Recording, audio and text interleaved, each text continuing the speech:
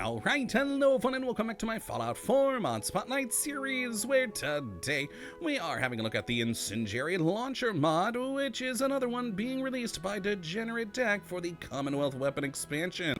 And what this glorious little piece of work looks to add into the game is, well, as the mod page says, 4 barrels of fun with the Incendiary Launcher, which is a fun new missile launcher available for you to use in the Commonwealth and is based off the real-world Cold War weapon, the M202 Flash, which was designed and built back in the 70s as a 4-barrel incendiary rocket launcher and was meant to replace the aging vintage World War II flamethrowers that our government in the US was using at the time, which, hey, sounds fun. Rather than a backpack full of flammable liquid, why not shoot it with a rocket? That just seems overkill and wonderful, and I think very appropriate for Fallout. So let's jump on over here and have a look at what exactly we are getting with the Incendiary Launcher, which in its most basic and standard form will do 110 base physical damage as well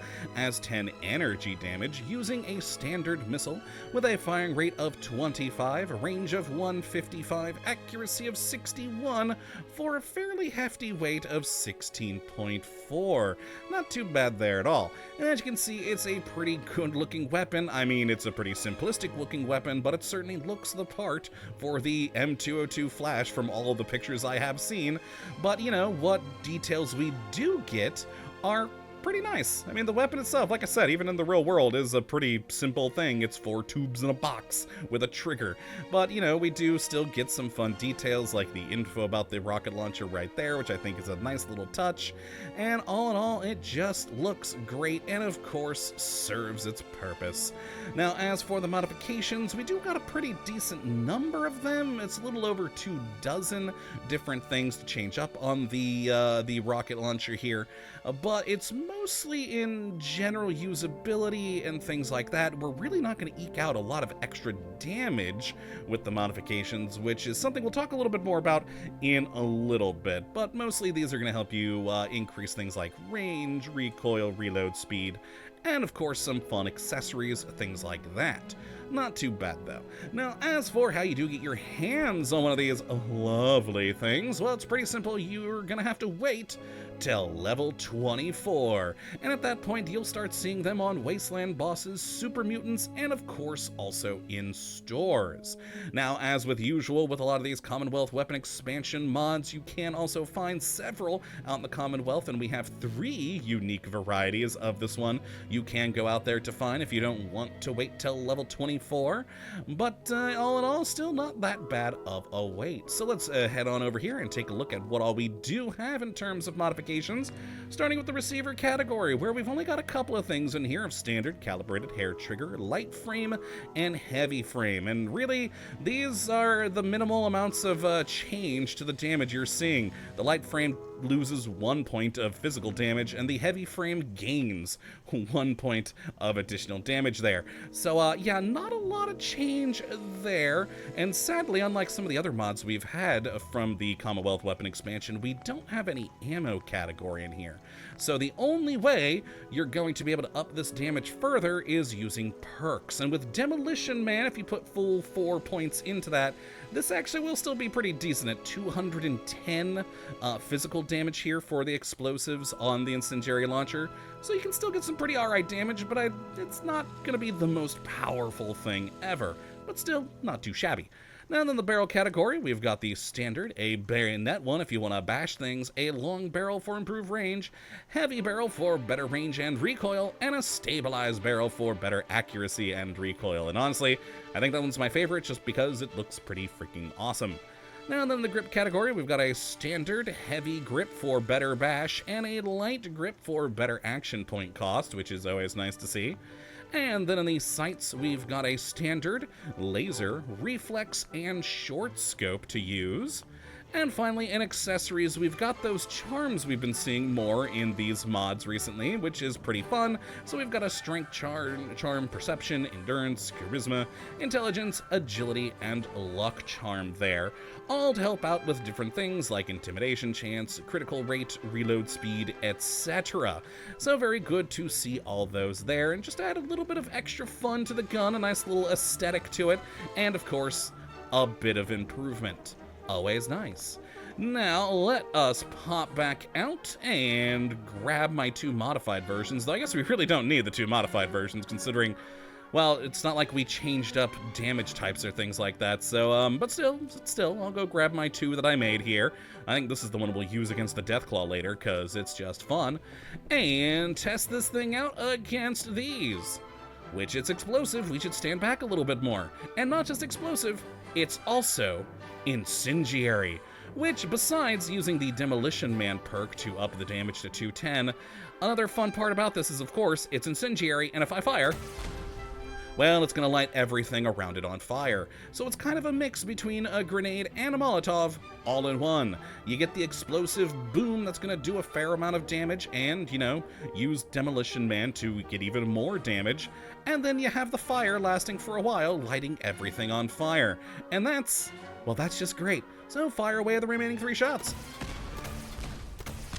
And there we go. With all 3 downrange, we just have a small little field of fire to light all of our enemies, and it's magnificent. As for the reload, it's pretty typical of the just, you know, in-game multi-barrel rocket launcher reloads, nothing too special there.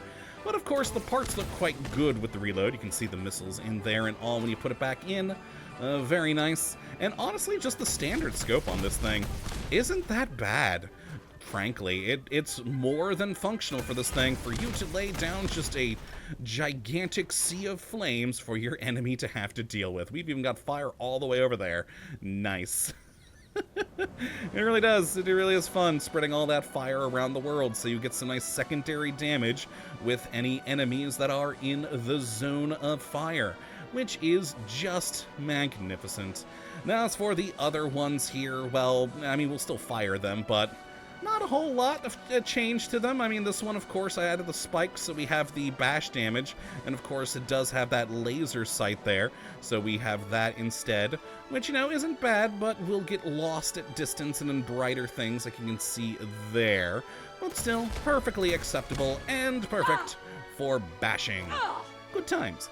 And then, of course, we have our muzzled heavy one, which is, again, the most damage you can get just with receivers, the 111. But, you know, has the nice bits on there for, you know, firing further and with less recoil. The lovely luck charm for, I believe that one was higher critical, or better chance of critical? I don't remember now. But either way, a fun one. And the short scope, so you can, of course, fire at a bit more range. Lovely.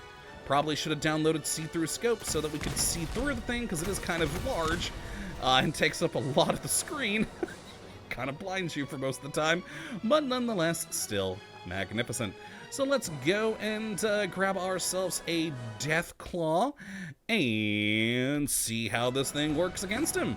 I'm saying it should be pretty alright. I mean, again, the overall damage isn't great on the single explosion, but we are getting that extra damage over time with the fire, and we do have a Deathclaw that has been lit on fire.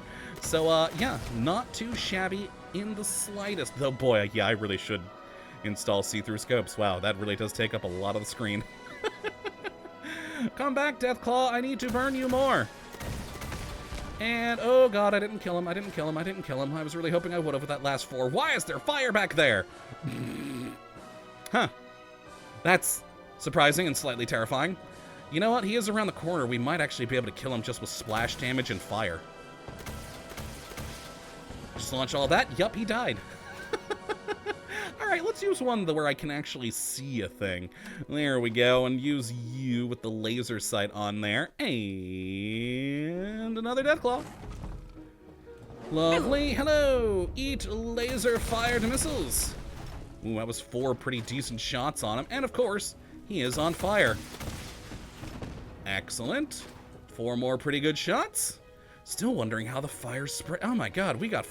Okay, that fire I understand. This fire I still don't. That's a long way away. Oh well. Fire all 4. Alright, some pretty good damage on him, and of course he's still burning, so we got that damage over time. And... there we go. That's another dead, burning Deathclaw. Magnificent. And honestly, this is just such a fun one to play around with. Even if the initial explosive damage isn't as big as some other rocket launchers we've seen modded into the game, just the massive sea of fire that you can create with this thing to mess with your enemies is pretty wonderful. And it even spreads a lot further than even I anticipated sometimes. I mean, we got fire all the way over there. It's catching up to me. It's pretty wonderful. So if you'd like your own incendiary rocket launcher, which I would certainly recommend, you can take a look at the link in the description of the video as per usual. But that is going to be it for this one today.